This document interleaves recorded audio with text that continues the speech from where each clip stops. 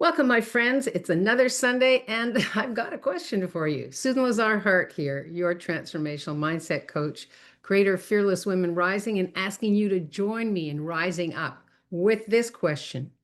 What role are you still carrying that no longer fits who you are right now? Sure, we're all given roles in life: daughter, wife, mother, partner, caretaker, colleague, leader, you name it. Some of these roles are beautiful. They help us grow. They encourage us to love and contribute. But roles aren't permanent. They're meant to evolve as you evolve. And some of them aren't so much fun. Some of them have us holding ourselves down because we so often keep wearing roles that feel heavy, outdated, that aren't even ours to begin with, because they're familiar or because we don't want to let someone else down. Yeah? Here's the truth. You are not the roles that you play. You're more than the roles you've been handed down.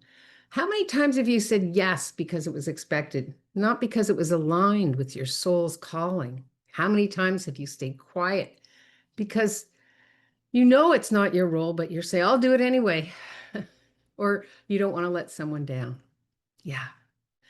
When you live by outdated roles, life gets small, it gets heavy. Like you're shrinking to fit someone else's script, somebody else's point of view about you.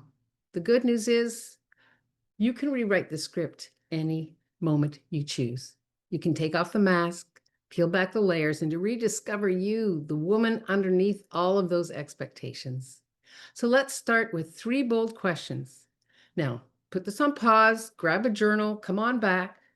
Here's my first one. Which role in my life feels the heaviest right now? Which role in your life feels the heaviest right now? Is there anywhere you feel drained, resentful, invisible? Again, put this on pause, do some writing. The heaviness that you feel is your wisdom saying, oh, this doesn't fit anymore. Now, here's your micro move. When you catch yourself stepping into that role this week, pause, put your hand on your heart. Take a deep breath and ask, is this mine to carry today? Is this role mine or is it somebody else's? Take one slow breath as you respond with, if I wasn't afraid of disappointing anyone, what would I choose differently? If I wasn't afraid of disappointing everyone or anyone, what would I choose differently? Yeah. Fear number 2. Letting others down keeps us stuck for years. We have that fear of letting others down. How many times when you were really little did somebody say, oh, is that what you did? You really let me down. So give yourself 60 seconds to imagine the choice you'd make if fear wasn't steering you. Yeah, step into that. If fear wasn't steering me, what would I choose? Now, here's your micro move. Choose one small shift. Without apology, delegate one task to somebody else or block 1 hour for yourself, whatever that is, because it's the tiny shifts of you choosing you that build that muscle of you rising, shifting identities into who you came here to be and what you came here to do. Number 3, who am I? Beyond the titles, the jobs, the labels, this is gold. It's not what you do, it's who you are. Yeah. Your qualities and desires that remain with you, no matter what the role. What do you value? What are you yearning for? What do you want? Here's your micro move. Write 3 words that describe you beyond roles. Example, curious, creative, courageous. Put them somewhere visible and let them guide your choices this week. Put them on a sticky note. Put them where you brush your teeth, where you pour your coffee, wherever that is for you. Know that these questions aren't just reflections. They're a doorway back to you. Yeah, and what you're asking to create in the world. So give yourself time with them. Write, sit, notice what rises, because when you let go of the roles, that identity that no longer fits, you don't lose yourself. You actually find yourself. Yeah, so often we're afraid of losing ourselves. Well, if I'm not this person, who am I? Yeah, that actually happened for me when I got heavy metal poisoning. I'd been known as an artist to myself, to others, and I'm like, if I'm not a painter, who am I?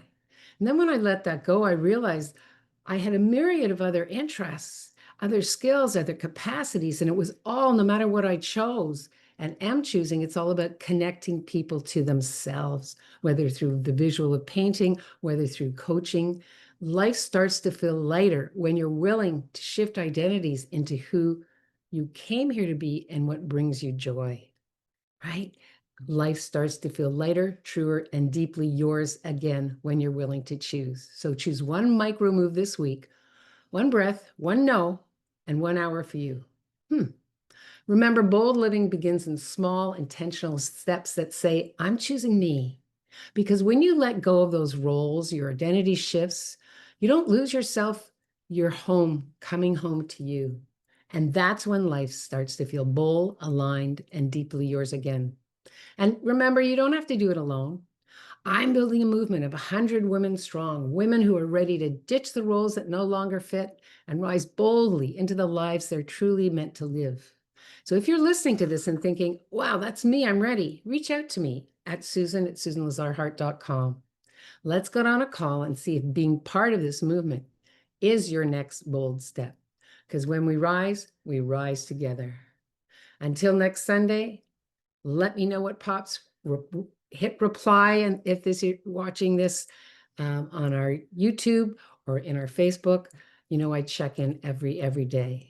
Live boldly, love greatly, and be that fearless leader you came here to be, because the world needs more of you and that special, bold, fearless sauce that aligns with the voice from within, not the voices outside there. Time to change it up. Let's do it together. Mwah. Have an amazing day. Bye-bye.